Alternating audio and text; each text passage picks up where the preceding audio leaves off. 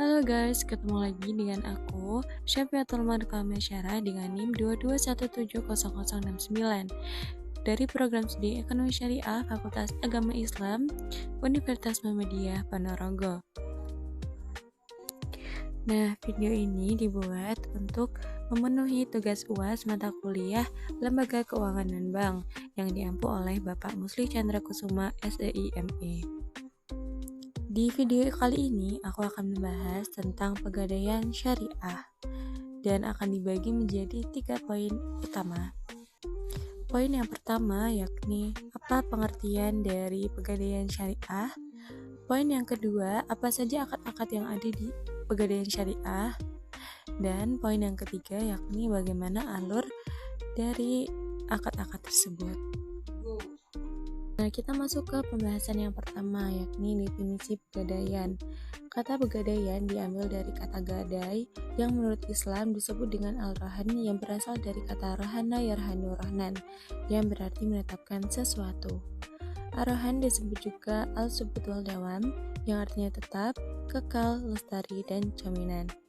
Nah, secara definisi, rahan berarti menahan suatu barang yang dijadikan jaminan oleh pihak yang berhutang saat ia tidak dapat membayar hutangnya. Dalam akad ini, terdapat beberapa rukun dan juga syarat yang harus dilaksanakan agar proses kegiatan ini dikatakan sah. Ada berbagai pengertian rahan berdasarkan pandangan ulama 4 mazhab. Yang pertama, menurut ulama Syafi'iyah, rahan menjadikan al-ain atau barang sebagai wasikoh jaminan utang yang barang itu digunakan untuk membayar utang tersebut ketika rohin pihak yang berhutang tidak mampu membayar utang tersebut. Nah, yang kedua, menurut ulama Hanabilah, yakni harta yang dijadikan sebagai wasikoh atau jaminan utang yang ketika pihak yang menanggung utang tidak bisa melunasinya, maka utang tersebut dibayar dengan menggunakan harga hasil penjualan harta yang dijadikan wasikoh atau jaminan tersebut. Yang ketiga, menurut ulama Malikiyah, rahan adalah sesuatu yang mutamawal atau berbentuk harta dan memiliki nilai yang diambil dari pemiliknya untuk dijadikan wasikoh atau jaminan utang yang lazim, keberadaannya telah positif dan mengikuti atau yang akan menjadi lazim. Nah, yang terakhir, menurut ulama Hanafiyah, rahan adalah menjadikan sesuatu untuk dijaminkan dan dapat membayar hutang tersebut dengan jaminan tersebut. Nah, rahan dalam Islam ialah salah satu wujud dari sikap tolong-menolong antar sama umat Islam sehingga tidak mengharapkan adanya imbal jasa dari kegiatan rahan. Jadi, gadai secara Islam tidak memiliki tujuan komersial apapun atau mengharapkan keuntungan sedikit pun karena semua dilakukan dengan niat sosial yang tinggi yakni tolong-menolong. Nah, tadi sudah disebutkan kan bahwa rahan ada rukun dan juga syaratnya agar bisa dikatakan sah. Rukun rahan yang pertama ada akid atau orang yang berakad. Akid adalah pihak-pihak yang melakukan akad dalam keadaan disebut dengan rohin dan juga murtahin. Rohin ini merupakan pihak yang berhutang dan menggadaikan barangnya, sedangkan murtahin merupakan pihak yang berpiutang dan menerima barang yang digadaikan. Rukun yang kedua yakni ma'akud alaih atau barangnya. Ma'akud alaih terdiri atas marhun atau barang yang digadaikan dan marhun bih atau utangnya. Marhun adalah barang jaminan, sedangkan marhun bih adalah utangnya. Terdapat perbedaan pendapat mengenai sigot yang menjadi rukun dari rahan bagi ulama fikih. Namun, jika rahan yang terjadi di pegadaian syariah bertambah satu yaitu sigot, yaitu ijab dan qabul, yaitu kesepakatan antara rohin dan murtahin dalam melakukan transaksi gadai atau rahan. Jadi, menurut jumhur ulama, rahan memiliki 4 rukun yaitu akid, sigot, marhun, dan marhun bih. Dengan syaratnya, rahan memiliki syarat yang wajib dipenuhi, antara lain rohin dan murtahin atau orang yang berakad dalam gadai. Nah, yang kedua ada sigoh atau akadnya. Yang ketiga ada marhun bih atau hutang yang dapat diserah terimakan dan harus dapat dimanfaatkan. Nah, yang keempat ada marhun atau barangnya. Barang rohan sama dengan barang yang diperdagangkan, jadi harus bisa diperjualbelikan dalam bentuk harta yang berharga. Marhun tidak boleh berupa barang haram yang wajib diketahui kondisi fisiknya yang dimiliki secara resmi oleh rahin atau atas izinnya.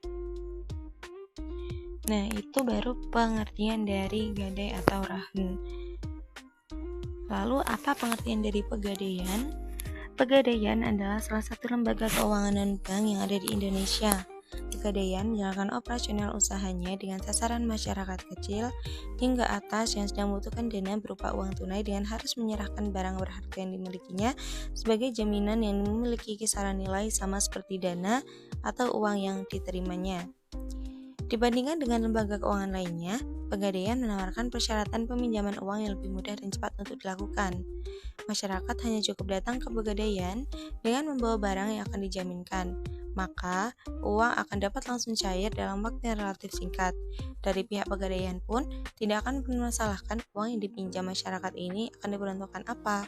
Jadi, uang yang telah dipinjam masyarakat atau nasabah Pegadaian dapat digunakan sesuai dengan kehendaknya masing-masing tanpa terikat perjanjian apapun mengenai penggunaan dana atau uang tersebut.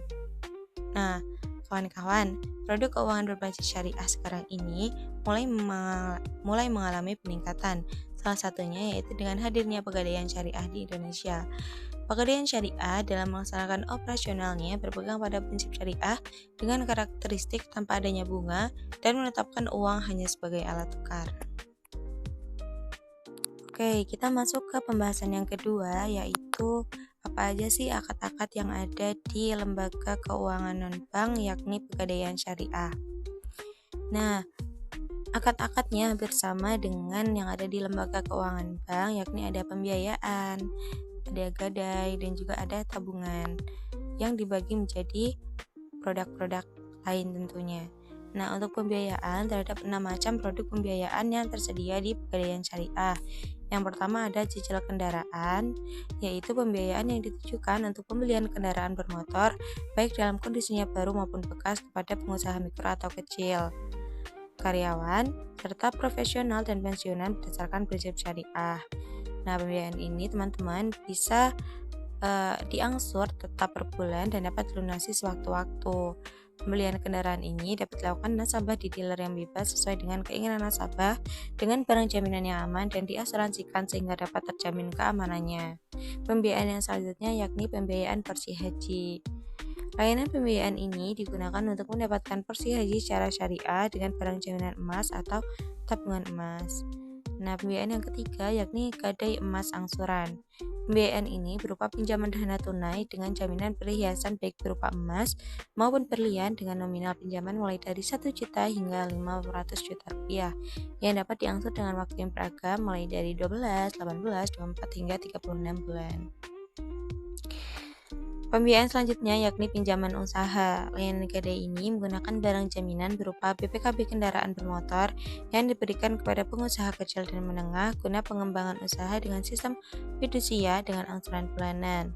Pembiayaan ini menggunakan cicilan tetap per bulan dengan nominal pinjaman mulai dari 1 juta hingga 500 juta rupiah per nasabah.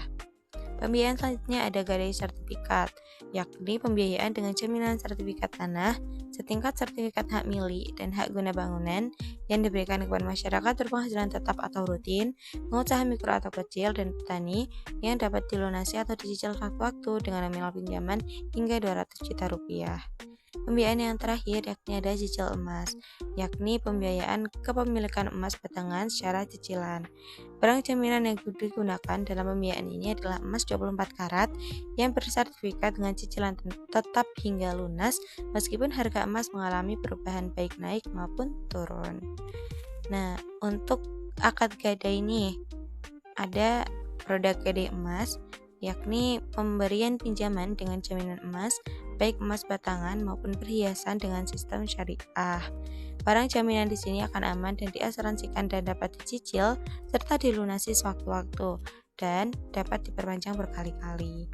Gadai selanjutnya yakni gadai non emas, berupa pemberian pinjaman dengan jaminan barang elektronik seperti peralatan rumah tangga, peralatan pertanian, hingga peralatan kerja.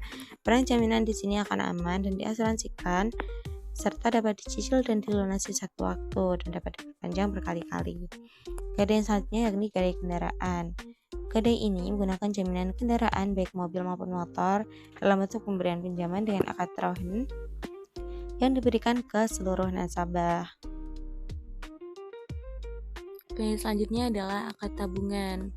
Yang pertama ada tabungan emas, yakni layanan penitipan emas yang memfasilitasi nasabah untuk berinvestasi emas secara mudah, aman, dan terpercaya. Dalam tabungan ini menggunakan jaminan emas 24 karat dengan pembelian mulai dari 0,01 gram yang dapat dicetak menjadi emas batangan atau ditukarkan dengan perhiasan. Tabungan yang selanjutnya yakni gadai tabungan emas. Layanan ini berguna sebagai pemberian pinjaman dengan jaminan emas, baik emas batangan maupun perhiasan. Jaminan saldo emas yang digadaikan akan tetap menjadi hak milik nasabah dengan jangka waktu hingga 120 hari dan dapat diperpanjang dengan biaya mu'nah yang ringan. Oke teman-teman, kita lanjut ke pembahasan yang ketiga, yaitu bagaimana sih kita mengakses akad-akad yang ada di Pegadaian Syariah. Oke, di Pegadaian Syariah ini karena kita sudah berkembang ya zamannya menjadi zaman teknologi, Pegadaian Syariah juga bertransformasi sehingga memiliki layanan Pegadaian Syariah Digital Service. Nah, layanan ini terdapat dalam dua macam, yaitu dapat diakses melalui website yang tertera di sini, https://digital-digital.pegadaiansyariah.co.id, dan dalam bentuk aplikasi Pegadaian Syariah yang dapat didownload melalui Play Store maupun App Store. Keduanya memiliki fasilitas pelayanan yang sama bagi nasabah, namun di setiap sesuatu yang dinilai baik atau memiliki kelebihan, pasti di sisi lain juga terdapat sisi kekurangannya. Nah, di sini aku akan ngasih tahu apa sih kelebihan dan juga kekurangan menggunakan Pegadaian Syariah Digital Service. Pegadaian Syariah Digital ini dirilis dengan tujuan untuk memudahkan nasabah dalam bertransaksi di Pegadaian Syariah tanpa harus bertransaksi secara manual atau datang langsung ke kantor. Hal ini perlu diapresiasi karena memang dengan adanya aplikasi Pegadaian Syariah ini, nasabah dapat bertindak secara efektif baik dari segi waktu maupun biayanya. Efektif dari segi waktu, maksudnya transaksi di aplikasi ini dapat dilakukan kapanpun dan dimanapun. Nasabah tidak perlu memikirkan apakah pegadaian ini buka atau tutup atau libur, karena dalam bertransaksi menggunakan aplikasi ini tidak mempunyai batasan waktu atau jam akses. Lalu, efektif dari segi biaya, maksudnya nasabah tidak perlu repot mengeluarkan biaya transportasi untuk menuju ke outlet Pegadaian Syariah karena transaksi dapat dilakukan melalui aplikasi atau web. Nah, namun teman-teman, penyerahan barang jaminan ini harus tetap datang ke outlet Pegadaian Syariah ya. Nah, kelebihan lain, nasabah dapat mengetahui informasi transaksi secara real time atau aplikasi tersebut. Kelebihan lainnya yakni nasabah dapat mengetahui informasi transaksi secara real time melalui aplikasi tersebut sehingga nasabah dapat mengecek transaksi yang dilakukannya sendiri. Dengan adanya aplikasi atau layanan ini juga memudahkan nasabah agar tidak perlu mengantri seperti saat berada di outlet Pegadaian Syariah.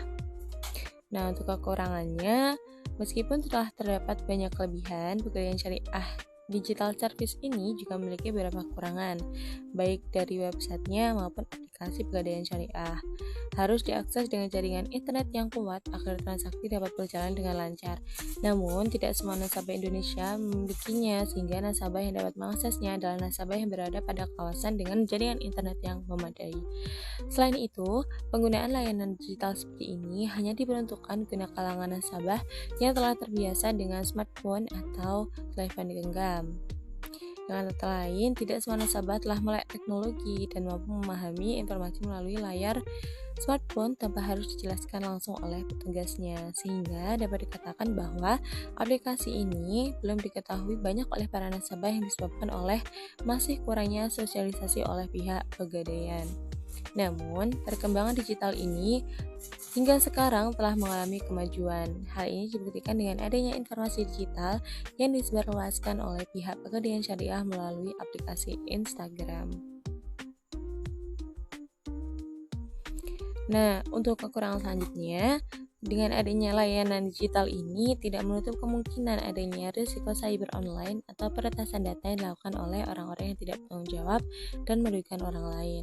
Selain itu, melihat adanya review atau ulasan di Play Store mengenai aplikasi ini, beberapa nasabah mengatakan bahwa aplikasi ini masih sering error yang dapat mengakibatkan gagalnya transaksi sehingga harus menghubungi customer service terkait hal tersebut. Oke teman-teman, tiba di ujung pembahasan video ini. Nah, dari video ini kita jadi tahu nih apa itu pegadaian, baik yang konvensional maupun yang syariah, apa akad-akadnya dan bagaimana mengakses akad-akad di pegadaian tersebut. Nah, oke teman-teman, jika ada pertanyaan atau mungkin mau mengapresiasi silakan tinggalkan komentar di bawah ini ya. Terima kasih. Assalamualaikum warahmatullahi wabarakatuh.